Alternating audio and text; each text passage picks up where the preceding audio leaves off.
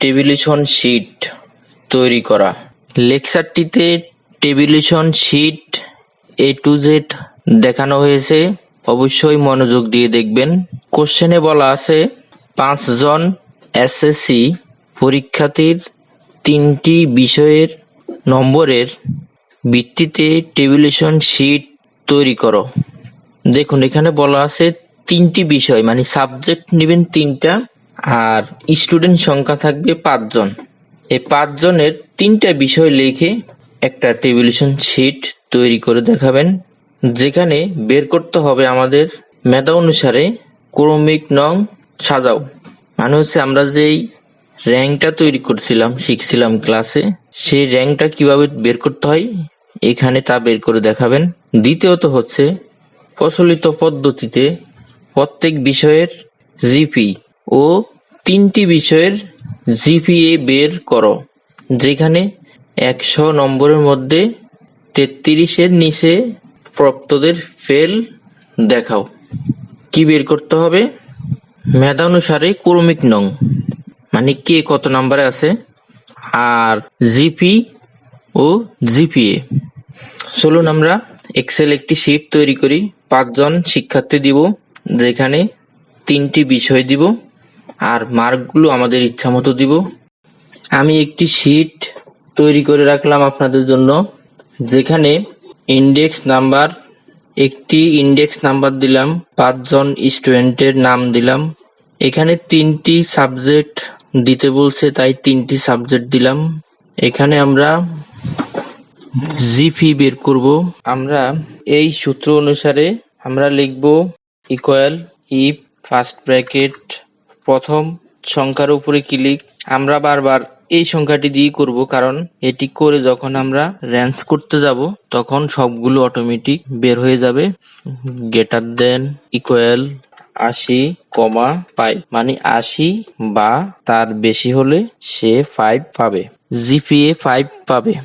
আবার if first bracket click greater than equal 70 হলে 70 mark হলে সে পাবে 4, ইফ 60 হলে 3.5, if first bracket greater than equal 50, 3, if first bracket greater than equal 40, 40 হলে 2, if first bracket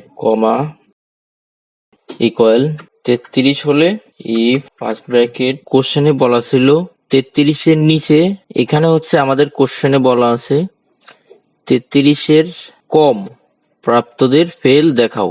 এখানে এসে আমরা কম মানে লেস দেন 33, ফেল। এখন আমরা যে কয়টি লজিক শুরু করছি, মানে ব্র্যাকেট শুরু করলাম, ওই কয়টি শেষ করে দিব। 1, 2, 3, 4, 5, 6, 7, 1, 2, 3, 4, 5, 6, 7।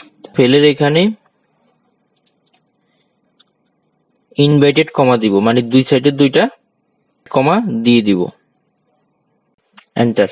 রেঞ্জ করব কিবোর্ড থেকে Ctrl+C। নেক্সট জিপিএর পেস্ট, নেক্সট পেস্ট।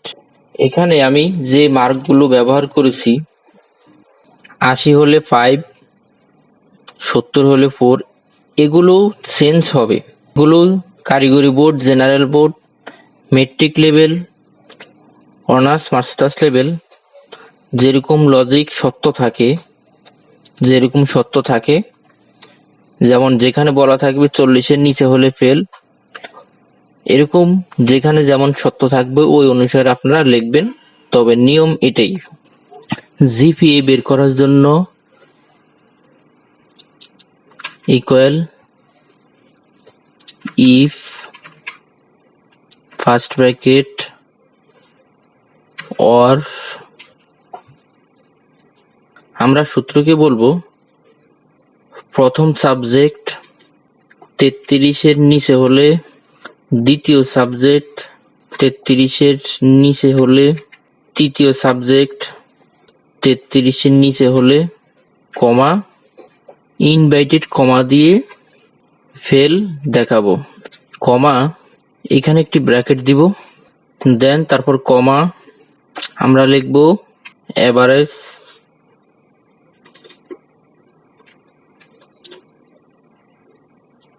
প্রথম সাবজেক্টের জিপি, কমা দ্বিতীয় সাবজেক্টের জিপি, কমা তৃতীয় সাবজেক্টের জিপি। 3টি ব্র্যাকেট শুরু করলাম, তাই 3টি শেষ করি এবং এন্টার। এখান থেকে নাম্বারটি 2 সংখ্যা গড় করে দিই এবং এভাবে রেঞ্জ করব। এখন আসেন আমাদের র্যাঙ্ক কিভাবে করব। র্যাঙ্ক করার জন্য, র্যাঙ্ক বের করার জন্য equal if first bracket click GPA equal inverted comma F A I L fail inverted comma comma আবার inverted comma F A I L fail inverted comma comma. এখন লিখব র্যাঙ্ক, আবার জিপি এর ঘর ক্লিক কমা উপরের থেকে নিচ পর্যন্ত এই রোটা শুধু সিলেক্ট করে কমা 0 ব্র্যাকেট ক্লোজ। এখন এখানে এই যে দেখুন, এখানে একটি ডলার চিহ্ন দিবেন, এখানে একটি ডলার চিহ্ন, এখানে ডলার চিহ্ন এবং এখানে এন্টার।